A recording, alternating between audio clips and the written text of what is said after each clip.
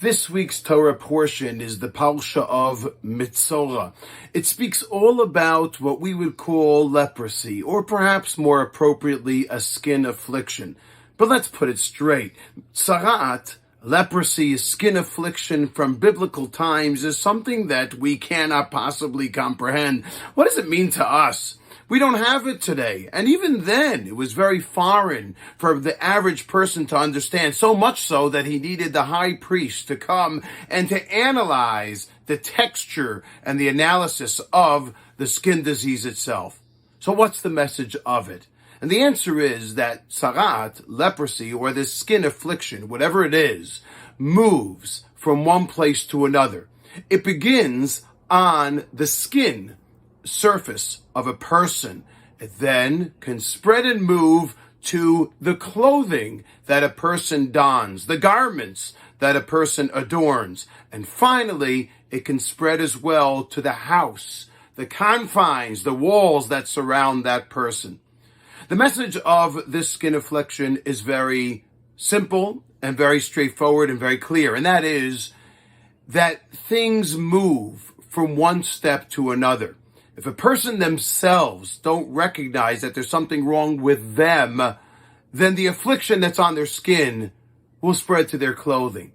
And if what they're wearing doesn't give them some kind of awareness, an awakening to understand and to sensitize themselves to those around them and to themselves as well and their behaviors, then ultimately it will spread to their house, to their household, to the people in their home, and to that which they refer to as their own protective environment.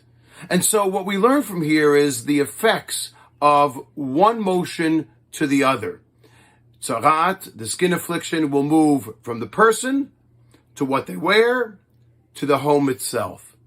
And so ultimately a person at some stage should try their hardest to look around them and to ask how and what is affecting me, and how can I best put an end to it and indeed respond. And I think this is an experience with regards to mental illness as well and mental health awareness. Today would have been the 21st Hebrew birthday, Dalid Nisan, of our dear Gila. And today we started a campaign, a wondrous campaign called Spread Joy Day. We began it on Bar Ilan University campus. And what was amazing was we had different stops along the way, and the university students in the heart of the campus could come and to learn and raise awareness, discuss, and even scan a QR code on a stress ball, on a cookie, on an ice lolly, and on a t-shirt. And to be able to learn from there different stages that can help someone who, God forbid, has the potential of spiraling out of control. Again, the issue of solving or helping or assisting mental awareness is by stages. If we recognize it at first and we come to that person and we say, hey, how can I help you? How can I be of assistance? What's wrong?